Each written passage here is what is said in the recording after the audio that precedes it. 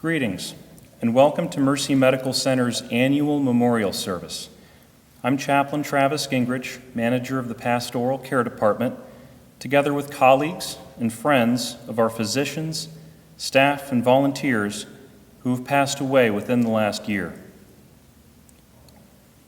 Due to the coronavirus pandemic, this year's memorial service is held virtually and will be available for family, friends, and loved ones to participate in a safe and socially distant manner. Today, we will remember Dr. Mars Bautista, Dr. Dale Starchman, Amanda Thomas, and Danetta Slayton. In this portion of the program, we would like to have various loved ones say a few kind words and memories about those we honor today.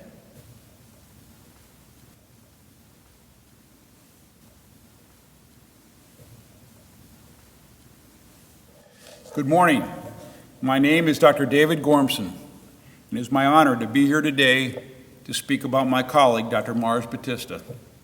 Dr. Bautista was born on September 10th, 1940, and passed away at his home on September 13th of this year, just after turning 80 years of age. He joined the medical staff here at Mercy on June 1st, 1973, in the Department of Surgery, as a plastic and reconstructive surgeon. By the time I arrived as a young physician in the emergency department in 1986, Mars was a fixture here, a respected member of the Mercy family. Dr. Bautista is well known in our community and among his colleagues as being an excellent surgeon with a kind, caring, and compassionate demeanor. During my years as an ED physician, I felt confident calling on him for patients in distress, knowing that he would be able to calm them and ultimately repair what had been injured. Mars always made my job easier. Dr. Bautista was appreciated by members of our medical family, not only for his clinical skills and experience, but simply for his presence. We would see him daily in the hallways and lobby, but always with a friendly smile and hello. Even after retiring from the practice of medicine, after almost 40 years of dedicated service to the patients of Stark County, he continued to remain in touch with those he worked closely with, making sure they knew that he cared and appreciated them. Mars Bautista's greatest legacy, however, goes far beyond Canton, Ohio. His empathy and commitment to service of those less fortunate led him to launch Mercy's medical mission to the Dominican Republic and the ultimate creation of the Mercy International Mission Outreach. I had the privilege of traveling with him on many mission trips. As a mission team, we all worked very hard with minimal surprise to bring care to people who would not have had it otherwise. What Dr. Bautista was able to do in this environment is nothing short of amazing. His skill and patience in the operating room improved so many lives for the better. A nurse who worked with the surgical team to the Dominican expressed that Dr. Bautista did all he could to turn no patient away. The surgery and recovery team often worked late in the evening, not getting back to the hotel until 8 or 9 o'clock at night. They would eat a light dinner, recap the events of the day, and turn in for some much-needed rest. I worked in the clinic, and we would usually get back to the hotel around 5 o'clock. There we would enjoy our dinner and have a few hours of relaxation while waiting for the surgical team to return. This resulted in some good-natured ribbing by both groups. Mars's empathy was felt by the people he served. Patients from previous years often returned to see and show appreciation to the staff. While this work and at times could be overwhelming and sad, Mars brought levity, positivity, and yes, even fun during the week of hard work. I personally have benefited from participating in the mission that Mars helped create. This ministry continues to thrive to this day, and we look forward to post-COVID times and working again with the people of the Dominican that Mars held so close to his heart. Ellen, David, Jay, Michael, and the rest of the family, thank you. Thank you for sharing your husband, father, and grandfather with Mercy and Stark County community. We are forever grateful.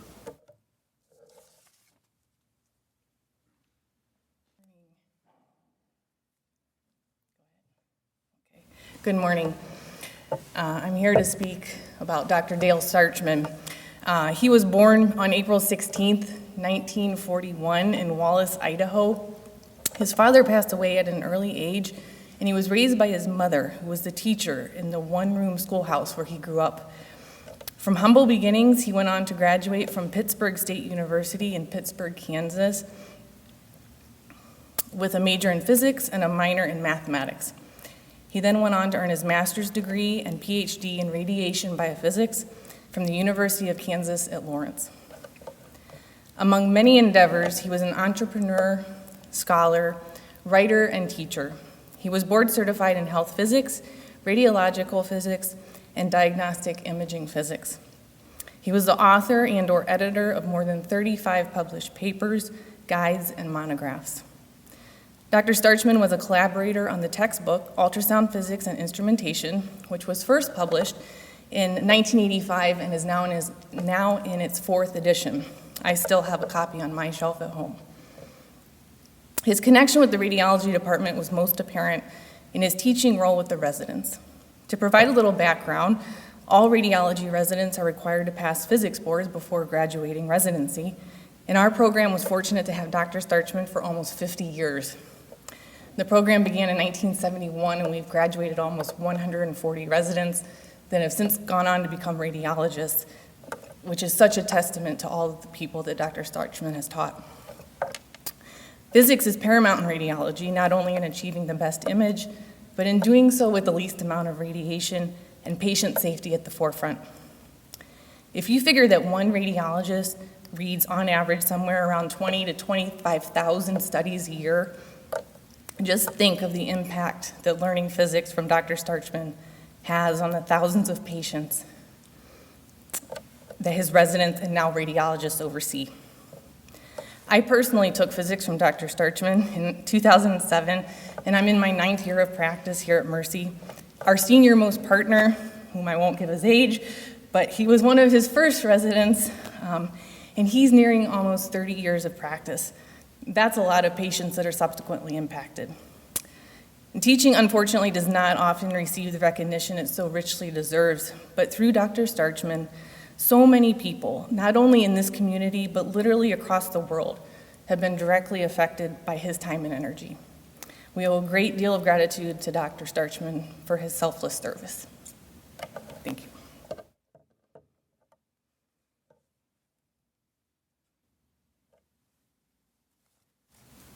Now we'll be remembering Nurse Amanda Thomas. I have some thoughts and memories prepared by Nurse Alyssa Thames, who had worked with her. She quoted J.K. Rowling, who said, "To the well-organized mind, death is but the next great adventure." Alyssa recalled, Amanda worked at Mercy for several years as an RN on 10 Main. I first met her after being floated to 10 Main one night, after witnessing her interactions with others and hearing her one-of-a-kind laugh. I thought her and I would make good friends, and it turned out to be true. After deciding to transfer to 10 Main, Amanda helped to welcome me into the staff with open arms, something she did with everyone she met. She went out of her way to make her orientees, many of them new grads, feel at home in their new position. Amanda loved helping people and demonstrated that in her work and her personal life.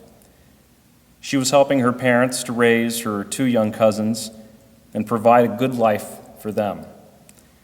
Those boys were her entire life outside of work, and she loved them immensely.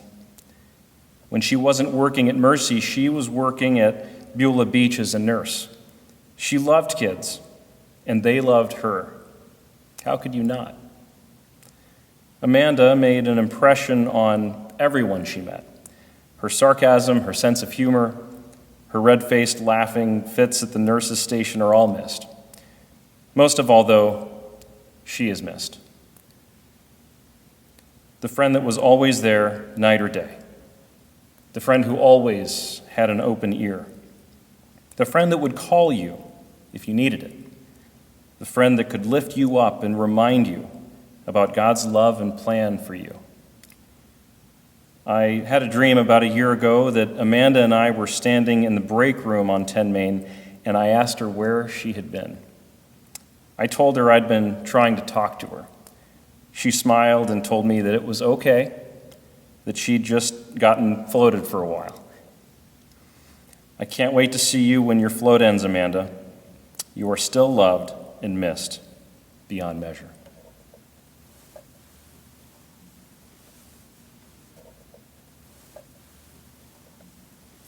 Hello, my name is Mary Beth Breda, Program Coordinator in Volunteer Services, and I am speaking on behalf of Stephanie Williams, Manager of the Volunteer Services Department.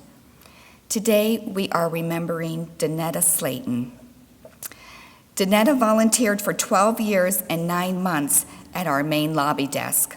She was a faithful and loyal volunteer. She volunteered for many weekend and holiday shifts. She had such a quiet and peaceful spirit. She would attempt to calm anxious visitors. She was devoted to serving as a representative of Mercy's mission in helping our visitors. Donetta was always willing to go the extra mile. When she saw a need, she stepped right up and provided assistance without hesitation. She saw volunteering as more than an assignment. She saw volunteering as a way of offering a helping hand to those in need of compassionate service. In her tenure of service, Donetta demonstrated a desire to serve without any expectations of accolades. We truly miss Donetta. In closing, an unknown author wrote a poem entitled "A Beach Filled with Starfish, Making a Difference." A woman was walking along a beach filled with starfish. As she walked, she would stoop down, pick one up at random, and throw it back into the ocean. A man came upon her and asked why she was bothering with throwing some back when there were so many. How could it possibly make a difference? She picked up another starfish, threw it back into the ocean, and said, "It made a difference to that one." Donetta made a difference. Memories of her caring heart will continue to bring smiles in the volunteer department for many years to come. Thank you. I'm Chaplain Mark Lukey, and I invite you all to follow in the responsive prayer. God of love, we treasure the memories we have of sharing our lives with Mars, Dale, Amanda, and Anita. We remember them with love. God of grace, we thank you for the gift of our loved ones. We are grateful for sharing life with them, for the joy of loving them and being loved by them. As we remember them, may our years together continue to nourish us with life. We are blessed and thankful. God of life, our faith tells us that the lives of our loved ones have been changed, not taken away. We thank you that they are alive and radiant in your presence. We are people of hope. Eternal God, we believe and know that love is beyond the touch of death.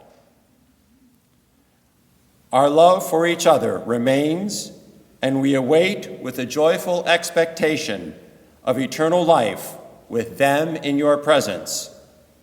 Thank you for your love.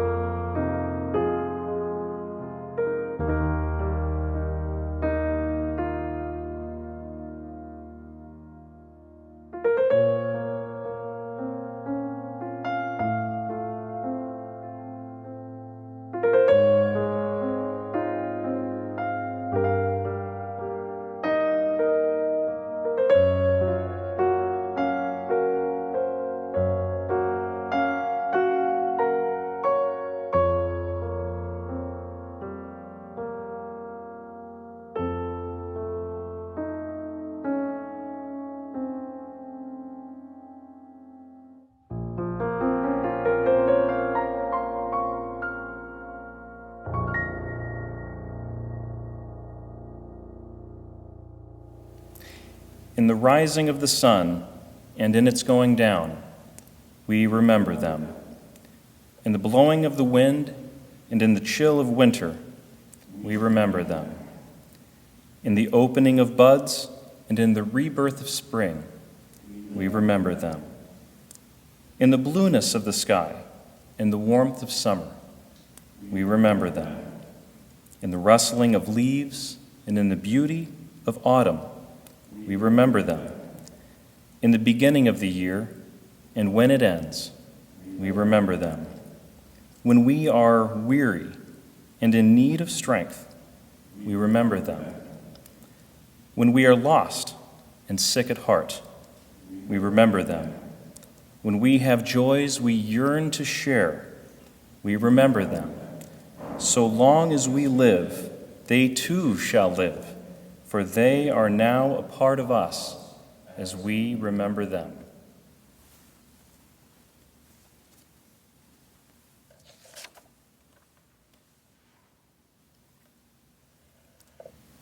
Chaplain Jennifer Lam, we have our closing prayer. I invite you all stand.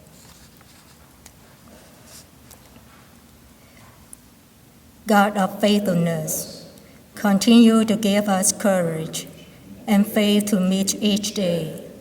Lead us by your light and strengthen us in your love as we go forth in remembrance.